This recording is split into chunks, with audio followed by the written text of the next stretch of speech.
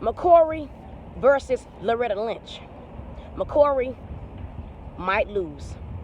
McCrory versus Loretta Lynch. McCrory might lose.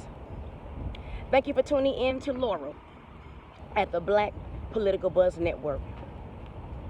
On this video, I want to expound upon the recent events surrounding the HB2 bill that was signed into law by North Carolina Governor Pat McCrory, who was a 14-year mayor of Charlotte, North Carolina. So Pat McCrory, who's now the governor of Charlotte, North Carolina, Pat McCrory, who's now the current governor of North Carolina, was previously a long-term mayor of the city of Charlotte, North Carolina. He served for mayor for 14 years in Charlotte. And I thought he was a very good mayor. I voted for the man several times. I've been living in Charlotte now for more than 20 years. And I thought that Pat McCrory was a very good mayor.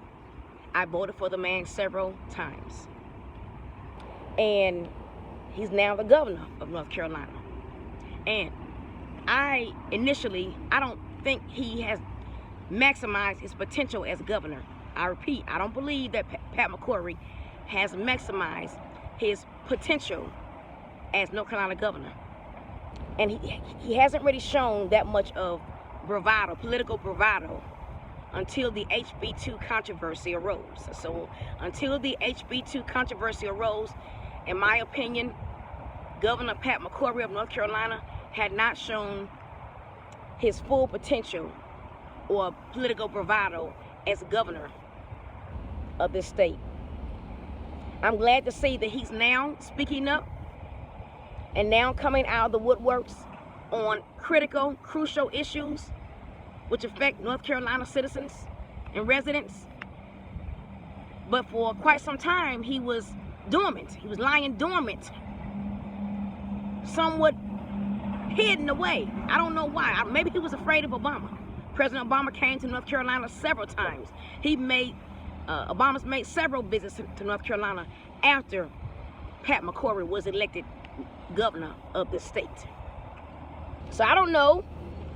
You know, I've heard that President Obama has a lot of dirt on all elected politicians. I've heard that. I heard that Obama has collected a lot of dirt through the NSA on all elected political officials. So maybe he's got some dirt on Pat McCrory. I don't know. I just know that Pat McCrory was sitting dormant for like 2 or 3 years. And now he's speaking up. And I'm glad he is. Should have been doing that all the while. You know, when you run for public office, you just can't sit still and quiet and lie dormant because somebody has some dirt on you. You know, in America, politics is rigged. I repeat. In the USA, politics, our system of politics is rigged. It's inevitable to not be dirty in some way. It's going to get on you. Donald Trump right now, he doesn't have any dirt on him. But eventually, he's going to get mired in the dirt too. Now, I don't believe Trump is a crook and will be a crook. I don't believe Trump is afraid of anybody. But politics has a way of making people dirty. Unintendedly. But it has a way of dirtying people's lives. Because the system itself is rigged. Pat McCrory sat by, you know, dormant. He was dormant, quiet, for like 3 years of his first term as governor of North Carolina. Like I said, maybe Obama spooked him. Maybe President Obama has some dirt on Pat McCrory and spooked him into silence. Pat McCrory rose up when the city of Charlotte passed an ordinance without voter approval. I repeat, without voter approval, minus voter approval. The city of Charlotte passed a transgender bathroom ordinance, which would force all private schools and all private businesses, not public schools. This ordinance did not apply to public schools. The Charlotte Transgender Bathroom Ordinance did not apply to public schools, only to private schools non-profit agencies and businesses and private businesses. This goes to show that this was an attack on private Christian schools, because this Charlotte Transgender Bathroom Sharing Ordinance was only intended to make private schools, including Christian schools, comply.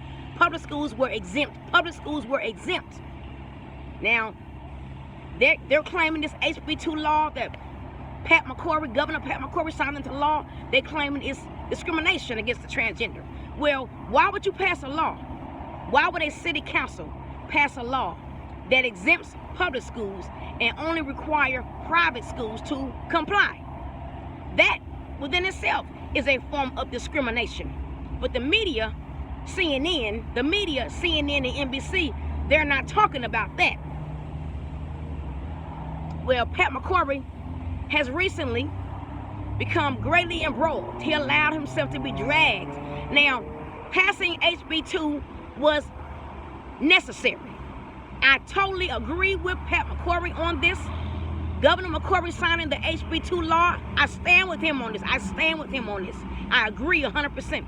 It was necessary, because to force private schools to comply with this transgender bathroom sharing ordinance and not public schools, that is blatant discrimination and persecution, and it's not fair. If you're gonna force this law, force it on everybody. And that should be something that should be decided by the voters anyway, at the ballot box. The voters should be deciding that, not city council members. Because city council members are not kings and queens. I repeat, city council members are not kings and queens. They are elected officials.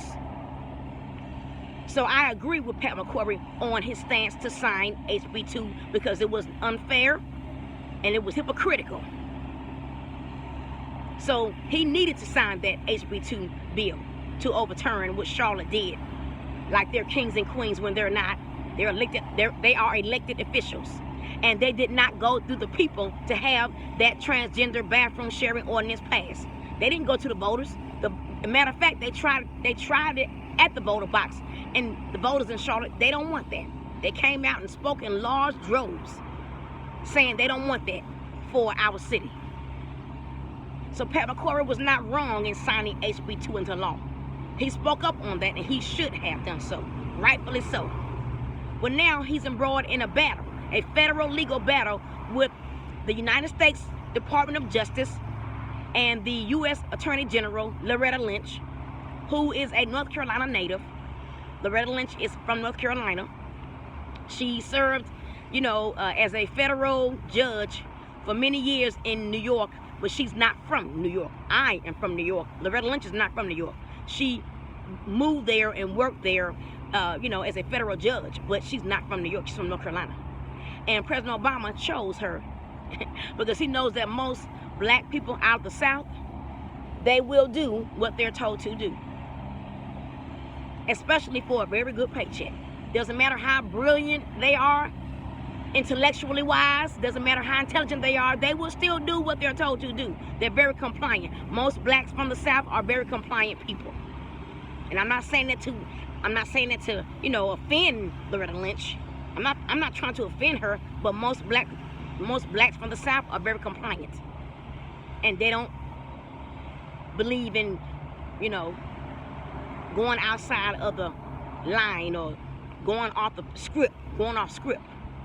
They'll follow along, especially for a very good paycheck or some promises politically in their career. So now Pat McCrory, he has sued the U.S. Department of Justice and Loretta Lynch, because Loretta Lynch, Obama told Loretta Lynch, because she does work for Obama. In case you didn't know this, the DOJ works for the president. So Loretta Lynch, Obama told her to threaten to withhold federal funding for North Carolina, such as educational funding. So Obama told Loretta Lynch to threaten North Carolina with withholding federal educational funds, and also funds for transportation, also DOT funds. Now, only Congress can do that, but Obama told Loretta Lynch to threaten North Carolina with withholding federal funding. So Pat McCrory sued the federal government, which is rightfully so, because only Congress can withhold that funding. Not Loretta Lynch. She's not Congress. She was confirmed by Congress. She's not Congress. Obama was elected by the people. He's not a king. He's our president. Obama is the president of our nation. He's an elected official. He's not a king. It's not a monarchy. Our government is not a monarchy. Yet. I said yet. So Pat McCrory sued the U.S. Department of Justice, and Loretta Lynch sued him back. She countersued. She said, I'm going to sue you back. You know, this is tit for tat. Isn't this petty? We have people out here in America who don't have jobs. Our military is lacking in critical funds for training. And here Obama's fighting over bathroom, transgender bathroom. That's a shame. I'll say it again. We have millions of people in the U.S. who don't have jobs. Our military is lacking in proper training, funding. And here we are fighting over bathrooms for transgender people. That's a shame and disgrace. The world is laughing at us, and that's what Obama wants. That's what the Bilderberg Group wants. That's what the New World Order wants. Laugh at America. Watch us fight over bathrooms for transgender people. That's a shame. That's why I'm supporting Donald Trump. That's why I support Donald Trump. But Pat McCrory may lose this battle, politically and otherwise, because he waited so late to show his bravado as a governor, as a politician, as a governor.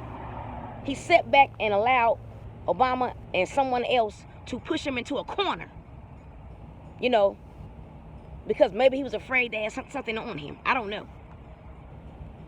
But he allowed himself to be pushed back into a corner. Pushed into a corner. And now he's speaking up. And I'm glad he's speaking up. I'm happy to hear him speaking up and being the leader that I saw him be when he was mayor of Charlotte, North Carolina.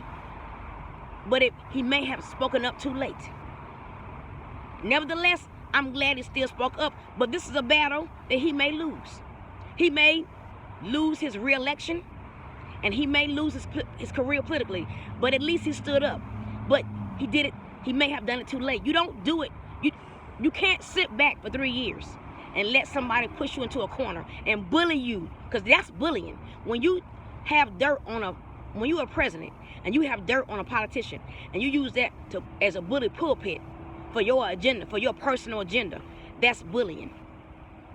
So Pat McCrory allowed himself to be bullied for like 3 years of his administration as governor of North Carolina. Now he's fighting back, but it may be too late. This may be a battle that he might lose. Nevertheless, he spoke up, and he should not continue to waver. You make a decision and you stick by it. You don't waver because you're bullied. If you're a leader, you don't waver because you're bullied, or because someone says, I have some dirt on you, I'm going to release it. So what? Let them release it. Nobody in politics is clean. And that includes President Obama. Nobody in politics is clean. That includes everybody who is an elected official. So I applaud Pat McCrory for speaking up on this issue, because it was unfair and it was discriminatory against the private sector. This law that Charlotte passed was discriminatory against the private sector, and the media didn't talk about that. And it was pushed by a man. This transgender bathroom sharing ordinance that Charlotte City Council pushed, it was advocated by a gay rights leader who was convicted of pedophilia. That's right. This Charlotte transgender bathroom ordinance law was advocated and pushed by a convicted pedophile. A man who was convicted of fondling a 15-year-old boy on a field trip. That's right. A man who was convicted of fondling a 15-year-old boy on some kind of field trip. Did the media talk about that? Did the media at CNN and NBC talk about that? No, they did not. They just bashed Pat McCrory for being a man who was fair. Pat McCrory versus Loretta Lynch. McCrory might lose. Thank you for tuning in to Laura at the Black Political Buzz Network. Goodbye.